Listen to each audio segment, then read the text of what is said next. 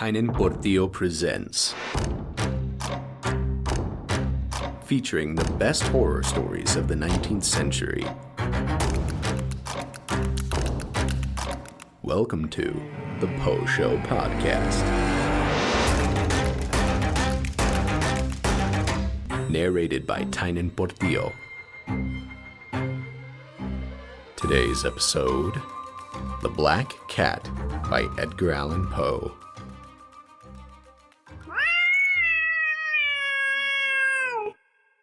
For the most wild yet most homely narrative which I am about to pen, I neither expect nor solicit belief. Mad indeed would I be to expect it, in a case where my very senses reject their own evidence. Yet mad am I not, and very surely do I not dream. But tomorrow I die, and today I would unburden my soul. My immediate purpose is to place before the world, plainly, succinctly, and without comment, a series of mere household events. In their consequences, these events have terrified, have tortured, have destroyed me. Yet I will not attempt to expound them. To me, they have presented little but horror. To many, they will seem less terrible than Baroque's.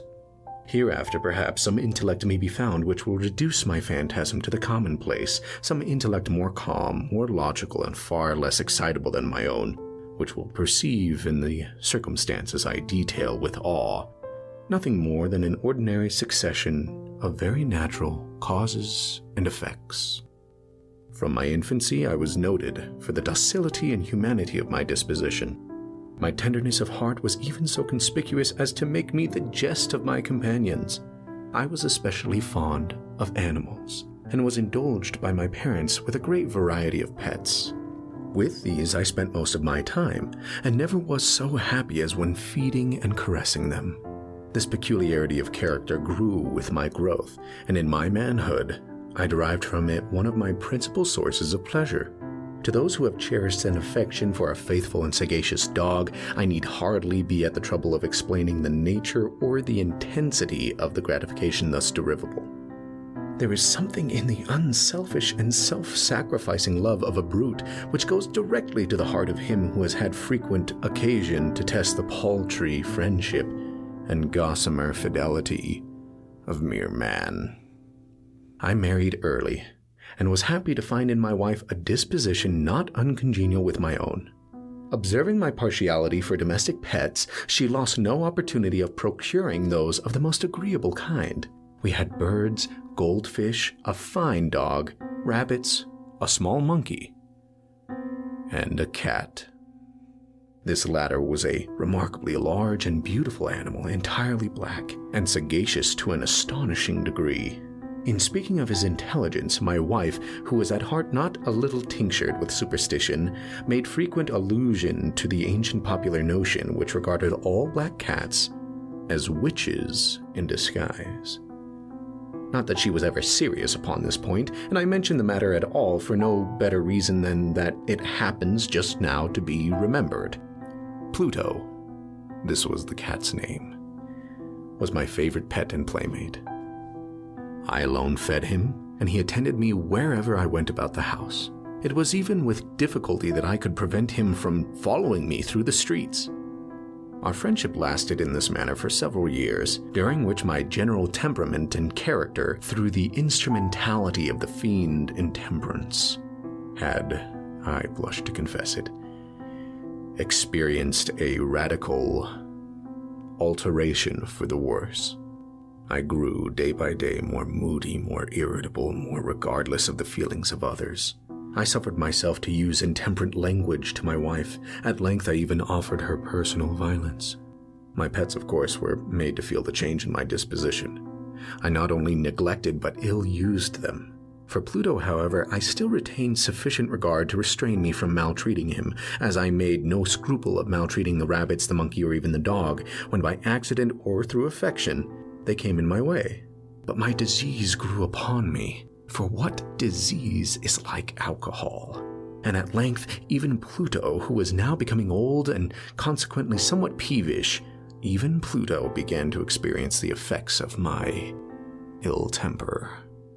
One night, returning home much intoxicated from one of my haunts about town, I fancied that the cat avoided my presence. I seized him when, in his fright at my violence, he inflicted a slight wound upon my hand with his teeth. The fury of a demon instantly possessed me. I knew myself no longer. My original soul seemed at once to take its flight from my body, and a more than fiendish malevolence, gin-nurtured, thrilled every fiber of my frame. I took from my waistcoat pocket a penknife, opened it, grasped the poor beast by the throat, and deliberately cut one of its eyes from the socket.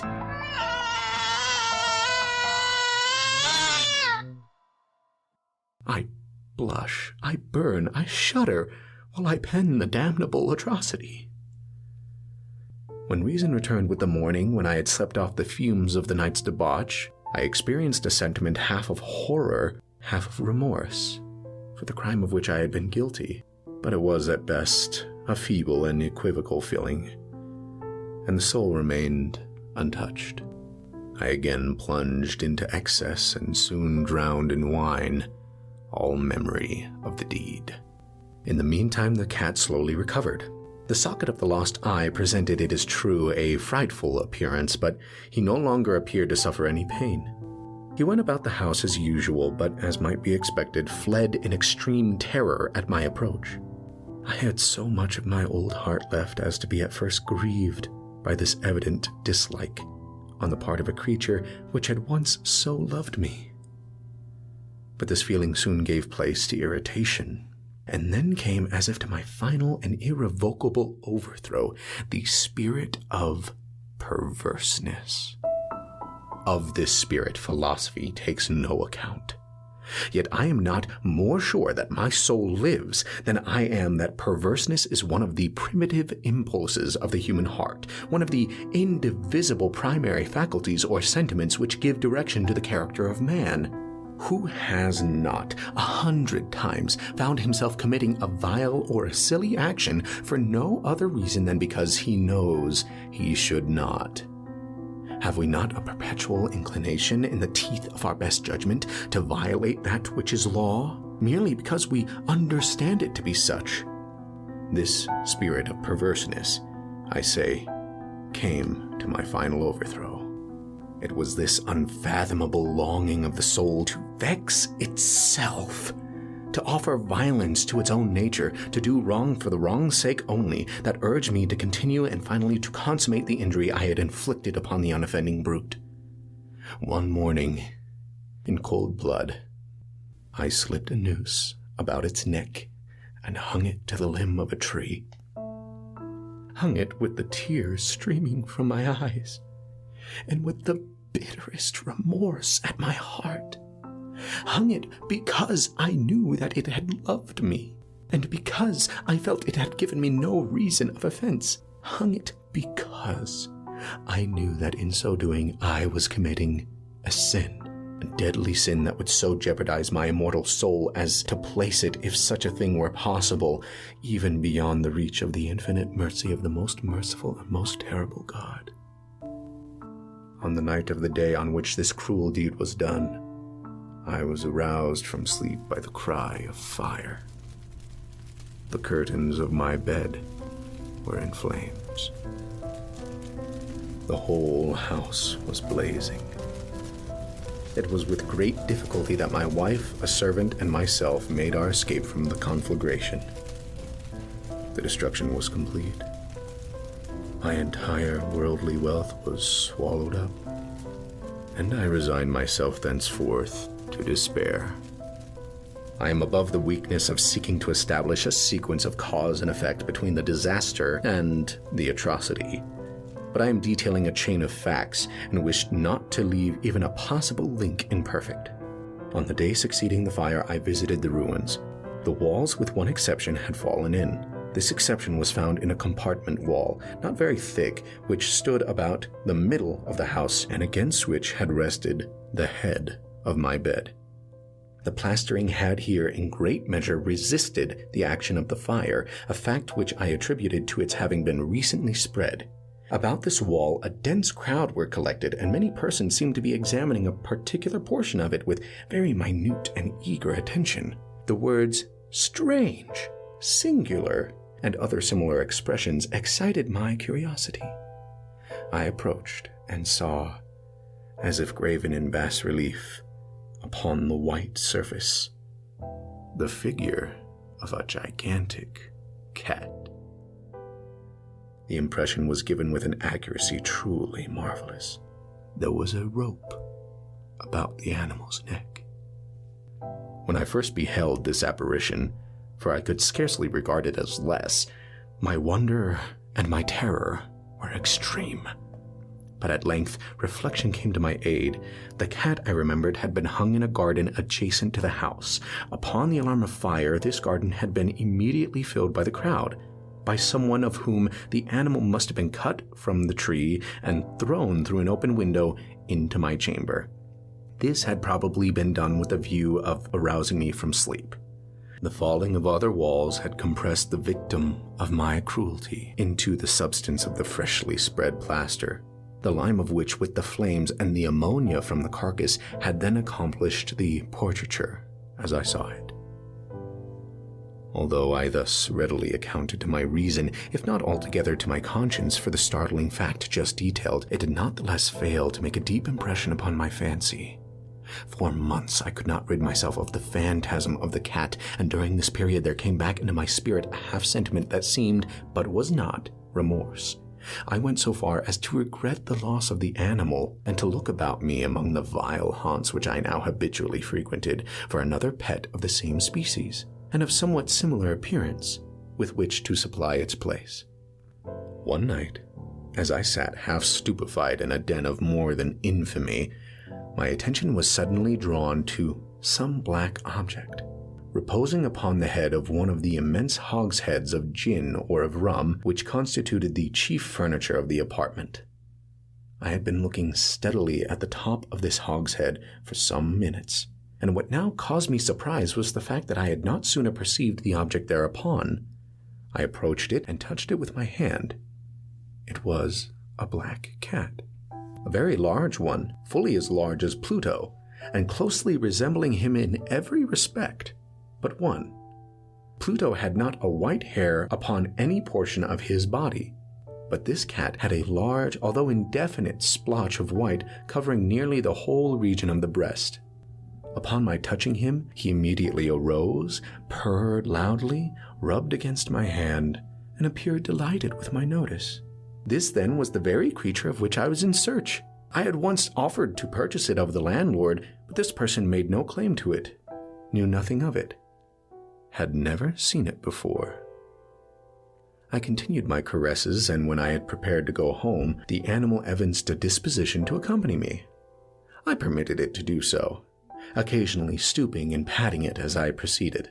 When it reached the house, it domesticated itself at once, and became immediately a great favorite with my wife. For my own part, I soon found a dislike to it arising within me.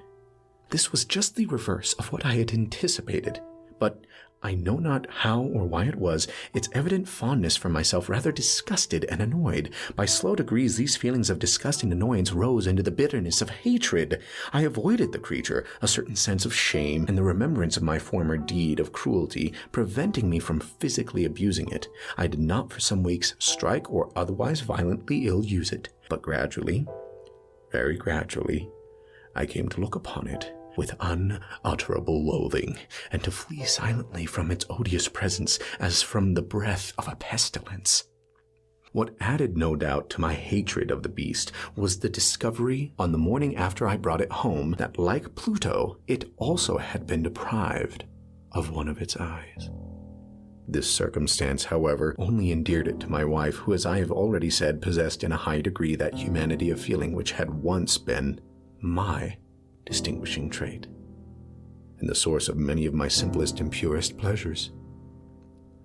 With my aversion to this cat, however, its partiality for myself seemed to increase. It followed my footsteps with a pertinacity which it would be difficult to make the reader comprehend. Whenever I sat, it would crouch beneath my chair or spring upon my knees, covering me with its loathsome caresses. If I arose to walk, it would get between my feet and thus nearly throw me down, or, fastening its long and sharp claws in my dress, clamber in this manner to my breast. At such times, although I longed to destroy it with a blow, I was yet withheld from so doing, partly by a memory of my former crime, but chiefly, let me confess it at once, by absolute dread of the beast. This dread was not exactly a dread of physical evil, and yet I should be at a loss how otherwise to define it. I am almost ashamed to own, yes, even in this felon's cell, I am almost ashamed to own that the terror and horror with which the animal inspired me had been heightened by one of the merest chimeras it would be possible to conceive. My wife had called my attention more than once to the character of the mark of white hair of which I have spoken, and which constituted the sole visible difference between the strange beast and the one I had destroyed. The reader will remember that this mark, although large, had been originally very indefinite. But by slow degrees nearly imperceptible, and for which a long time my reason struggled to reject as fanciful, it had at length assumed a rigorous distinctness of outline. It was now the representation of an object that I shudder to name, and for this above all I loathed and dreaded, and would have rid myself of the monster had I dared. It was now, I say, the image of a hideous, of a ghastly thing, of the gallows. O mournful and terrible engine of horror and of crime, of agony and of death! And now was I indeed wretched beyond the wretchedness of mere humanity, and a brute beast, whose fellow I had contemptuously destroyed, a brute beast to work out for me a man fashioned in the image of the high God, so much of insufferable woe. Alas, neither by day nor by night knew I the blessing of rest any more. During the former, the creature left me no moment alone, and in the latter I started hourly from dreams of unutterable fear to find the hot breath of the thing upon my face, and its vast weight an incarnate nightmare that I had no power to shake off, incumbent eternally upon my heart. Beneath the pressure of torments such as these, the feeble remnant of the good within me succumbed. Evil thoughts became my sole intimates, the darkest and most evil of thoughts. The moodiness of my usual temper increased to hatred of all things and of all mankind, while from the sudden, frequent, and ungovernable outbursts of a fury to which I now blindly abandoned myself, my uncomplaining wife, alas, was the most usual and most patient of sufferers. One day she accompanied me upon some household errand into the cellar of the old building which our poverty compelled us to inhabit. The cat followed me down the steep stairs, and nearly throwing me headlong, exasperated me to madness. Uplifting an axe, and forgetting in my wrath the childish dread which had hitherto stayed my hand, I aimed a blow at the animal which of course would have proved instantly fatal, had it descended as I wished. But this blow was arrested by the hand of my wife. Goaded by the interference into a rage more than demoniacal, I withdrew my arm from her grasp and buried the axe in her brain. She fell dead upon the spot without a groan. This hideous murder accomplished, I set myself forthwith, and with entire deliberation, to the task of concealing the body. I knew that I could not remove it from the house either by day or by night without the risk of being observed by the neighbors. Many projects entered my mind. At one period I thought of cutting the corpse into minute fragments and destroying them by fire. At another I resolved to dig a grave for it in the floor of the cellar. Again I deliberated about casting it in the well in the yard. about packing it in a box as if merchandise, with the usual arrangements, and so getting a porter to take it from the house. Finally, I hit upon what I considered a far better expedient than either of these. I determined to wall it up in the cellar, as the monks of the Middle Ages are recorded to have walled up their victims.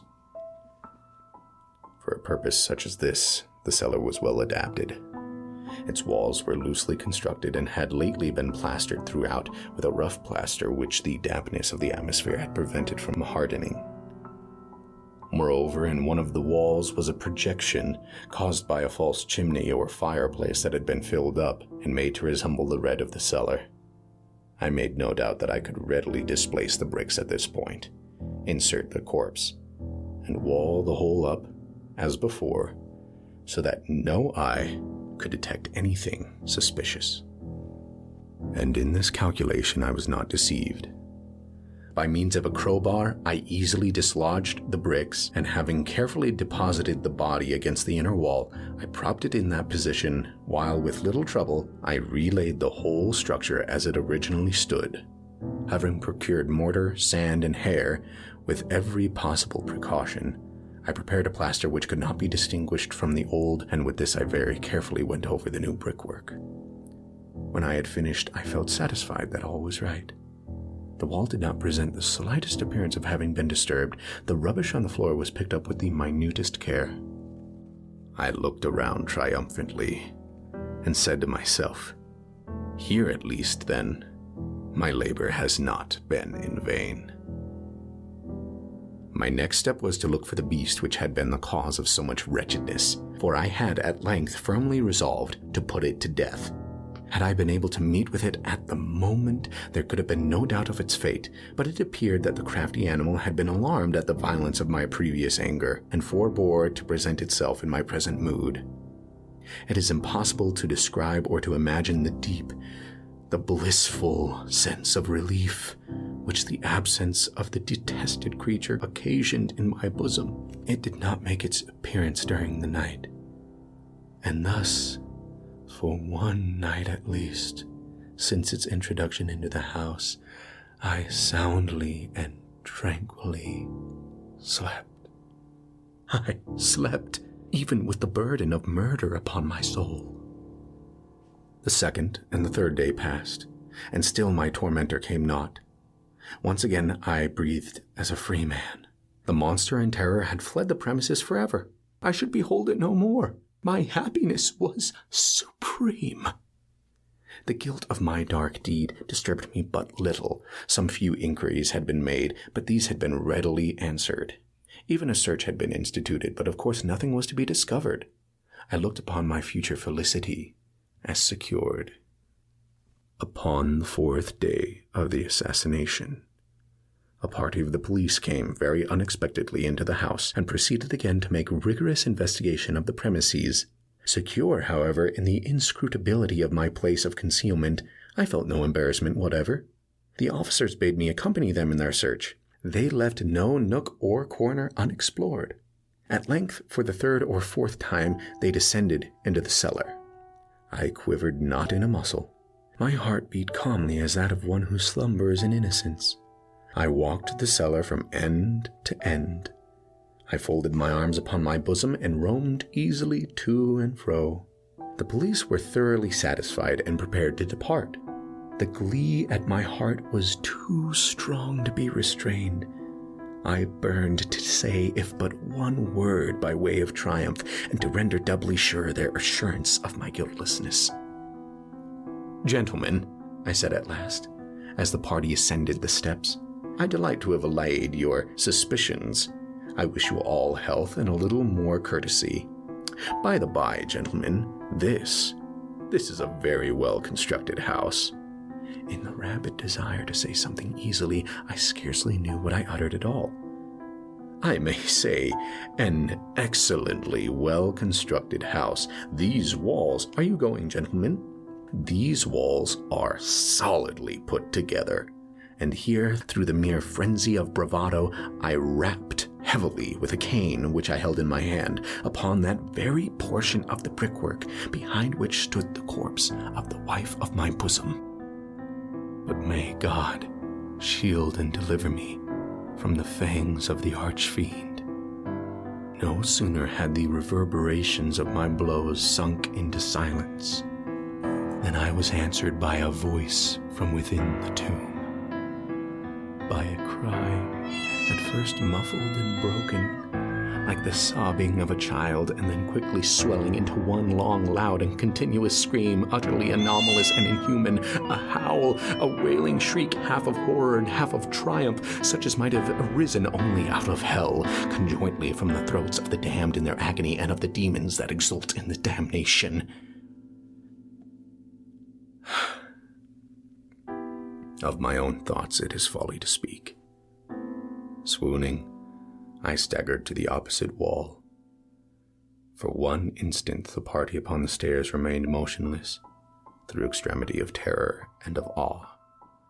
In the next, a dozen stout arms were toiling at the wall. It fell bodily.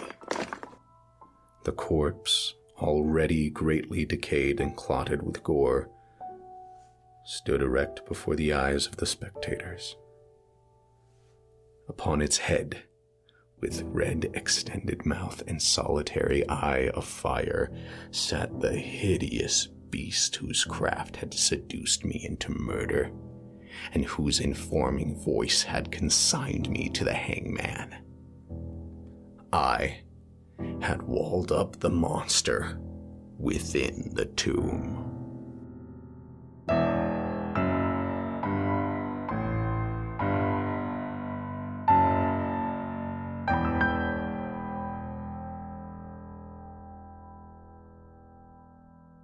The Black Cat was published in 1843 in an American magazine called the Saturday Evening Post, originally called the United States Saturday Post. Many adaptations have come from it, including 2 movies from Universal Pictures, one in 1934 starring Boris Karloff and Bela Lugosi, and one in 1941 also starring Lugosi. There was also a film directed by Harold Hoffman in 1966 of the name Black Cat, a 1932 German horror film, and I'm going to butcher this name, but it's called Unheimlich Geschichten. I'm sure that's wrong. A 1972 Italian film called Your Vice is a Locked Room and Only I Have the Key. Pretty long title. It also appeared on the 2007 show Masters of Horror and was even adapted to a stage show produced by the Hyper-Aware Theater Company in New York, written by Lance Tate. Obviously, Poe's works get around. This episode was a real challenge, but also a fun challenge. Obviously, it's a longer episode, so that was fun to get to work with that, but also creating the music for the episode was an interesting and very fun challenge. And I hope that is apparent. The intro music for this podcast is by Emmett Cook, and then the episode music is always composed by me. And it was interesting to sit down and create a musical identity for this story that could span about 30 minutes for the whole story, at least originally. So that was very fun. It is eerily similar to The Telltale Heart, using subjects of slowly going insane, concealing a murder in a body. The main character has an obvious ego problem and outwitting the police, only to be caught in the end because a sound gave away the deed, a beating heart versus a screaming cat. Poe was also a serious alcoholic and avidly advised against it entirely, as it cost him many things in his life, relationships, jobs, and more. So it makes sense that for this deeply troubled character who does so many wrongs, that Poe would write him as an alcoholic. Though this story seems to have a more unreliable narrator. He says that the reason he got to be this way was a serious addiction to alcohol, and admits his story will sound mad, which puts into question almost anything he speaks about. He does seem to recognize the evil of his deeds, but in my eyes, seems to be more heartbroken about killing his cat than he was about killing his wife. And he cleaned up so quickly after the murder that it seemed very disconnected from the event, something most psychopathic killers actually do. They detach and desensitize themselves to it. In any case, he does seem to regret his actions, but we have to ask the question of whether that's because he wishes he hadn't done those things, or whether he's just sorry he got caught.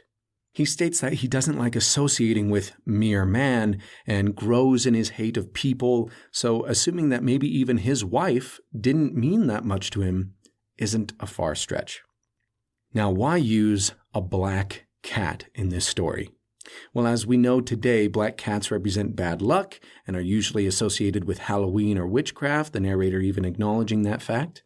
But the superstitions of Western and European cultures were once a lot more intense. For some American pilgrims, cat bonfires would be a commonplace activity, where if one found a black cat to purge themselves and others of its evil omens, they would throw the cats into a bonfire. That's pretty scary alone. The cat of this story is named Pluto, most likely deriving from the name of the Roman god of the underworld, and he loses an eye, which might symbolically mean for the narrator that he's not able to see he's wrong. Eyes are a doorway to the soul, so maybe the narrator has lost his soul. He even says his soul left his body and he was possessed by something more demoniacal. Perverseness and disobeying were huge in this story, and it made me think of how kids act, reaching into the cookie jar even though they're not supposed to. But obviously that kind of theme changes with kids versus adults. When a kid does it, they're learning boundaries and seeing what punishments look like for disobedience. But when an adult does it, someone who's old enough to know better, it's so much worse, especially something like murder that the narrator thinks he can just get away with, when in the story we have not seen any real evidence that he's very sharp-minded. Overall, I think the moral of this story is something akin to karma. The narrator couldn't get away with murder in reality, and he spiritually couldn't get away from murdering the cat. As my English teacher once told me, shout out Mr. Harward, guilt is the closest we come to hell.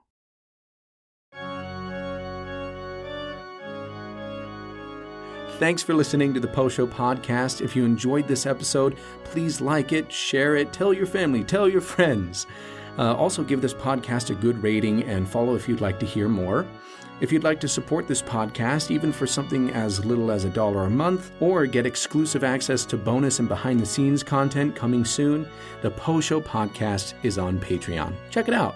You can follow this podcast on Instagram at The Post Show Podcast. And if you have any questions or want to give any suggestions for future episodes, feel free to email postshowpod@gmail.com. Again, that's POESHOWPOD@gmail.com. Thanks again for listening, and I'll see you next time.